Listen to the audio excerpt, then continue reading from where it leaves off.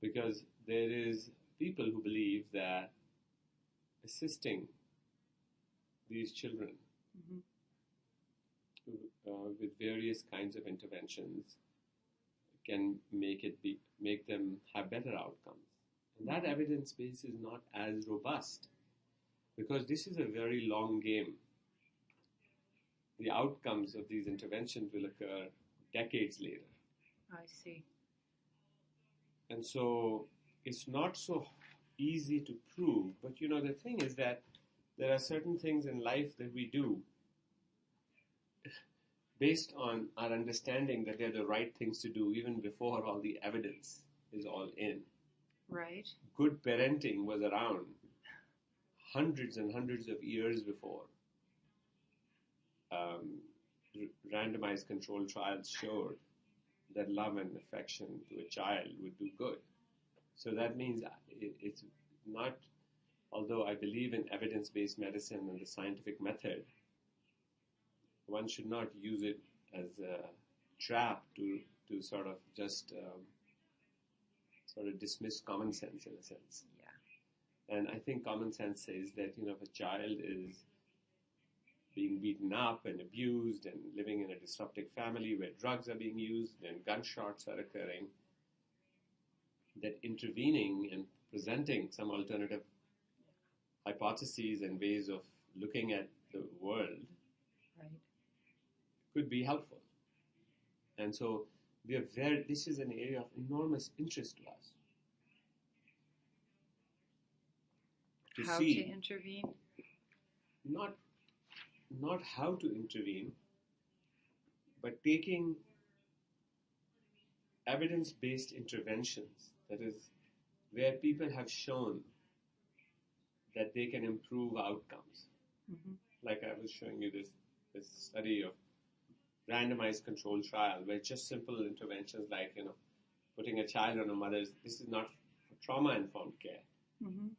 but very solid clinical trials, randomized controlled trials showing that out of Columbia University that the child does a lot better, the mother does a lot better when she does that.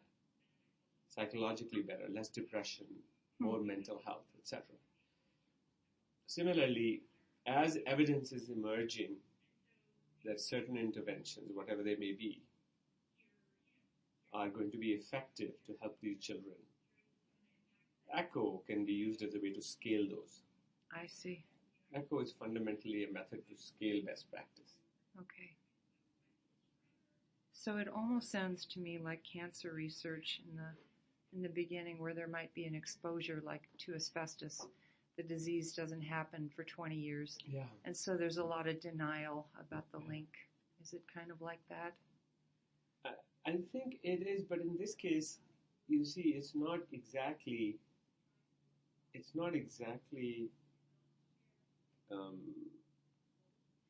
as straightforward. And the issue is that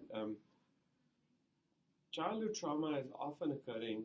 So it's not just that the delay in outcome like asbestos, because the outcome of child abuse or trauma can start showing up right away in terms of poor school performance. Okay.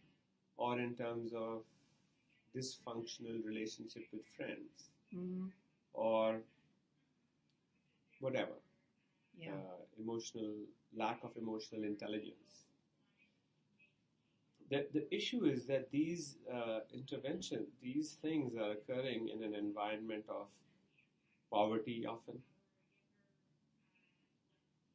There is also a sort of a fearful environment in the whole environment. It's not just what the child is. The child is has a certain worldview based on what they're seeing is happening to other people and what are the experiences of other people. What are the outcomes of actions of other people? What is the... So, we all grow up in a worldview based on everything we are being exposed to since we are little children. Yeah. And it sort of determines our view of what is possible, what we can achieve in our life, what is the relation, and so on and so forth. So I think Oh my goodness, sorry. No, that's fine. So I think that the complexity of it is, if you